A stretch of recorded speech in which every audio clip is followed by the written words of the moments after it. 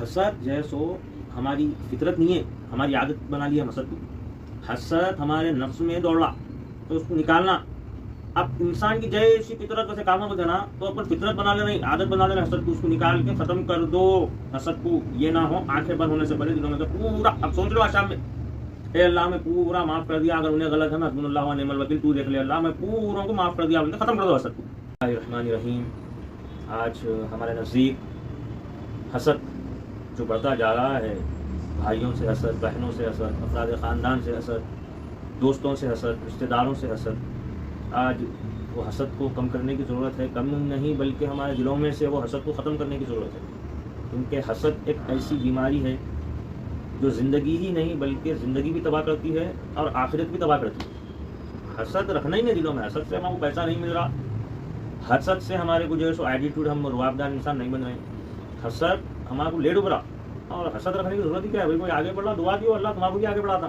اور تم جتنا اس سے حسد کریں گے نا، اللہ تم جس سے حسد کر رہے ہیں اس کو 10 مقامات آگے بڑھایا تھا اور تم پیچھے کے پیچھے رہ جاتے.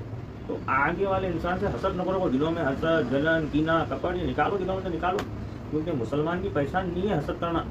کیونکہ اللہ قرآن میں بھی فرمایا، سورہ عمران میں فرمایا، جو غصے کو پی جانے والے لوگوں کو معاف کرنا وہ نیک لوگوں کی جو علامت ہے. یعنی لوگوں کا غصہ آیا تو غصے کو پی جانا اور لوگوں کی غلطی لوگوں کو معاف کر دینا نیک لوگوں کی علامت ہے. تو مسلمان وہ ہے جو نیک بنے، نیک صالحین بنے. یہ نہیں کہ ہم حسد، جلن، فتنہ ہمارے دلوں میں رکھ کے ہم جو ہے سو چل رہے ہیں. یہ سراسر غلط ہے. سامنے ایک رہ رہے ہیں، بد پیچھے ایک رہ رہے ہیں، وہاں ایک رہ رہے ہیں، بد پیچھے ایک بات کر رہے ہیں. یہ غلط ہے. مومنوں، ہماری آخرت کو سدھارو، آخرت کو سنبھلاؤ. یہ ایک میسج ہے. لوگوں کی چھٹیاں اچھال رہے ہیں آج کل کے حیدرآبادی زمانے میں، اور اس کی چھٹی اچھالو یار. اس کی چھٹی ایک دن تمہاری چھٹی اچھل گئی نا، وائٹ کپڑے میں لپٹ کے تمہارے کو 4 کھانوں پہ اٹھا کے لے کے چل جاتے. چھٹیاں نہ کو اچھالو، ایمان والے بنو. خالی ٹائم ملا دوستوں میں ذکر کرو، حدیث کی بات کرو، ذکر اللہ کرو.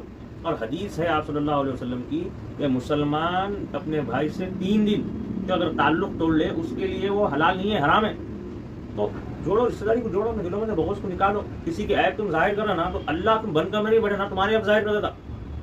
تو حسد کو ختم کرنے کی ضرورت ہے ہمارے کو. ہمارے دلوں میں سے حسد کو نکالنے کی ضرورت ہے. یہ میسج ان سب تک پہنچا رہا ہوں جو دلوں میں حسد ہے. حسد کو ختم کر دو. اللہ رب العالمین سے دعا ہے کہ اللہ رب العالمین ہمارے دلوں میں سے حسد کو نکال کر ایک دوسرے کے لیے محبت پیدا فرمائے، اور ہمارے دلوں کو نور سے ورد رسول اللہ صلی اللہ علیہ وسلم کی محبت ہمارے دلوں میں ڈال دیں. ہمارے بچوں کو نیک کار 5 وقت نمازی با قرآن پڑھنے کی توفیق عطا فرمائے. واقعی الحمد للہ رب العالمین.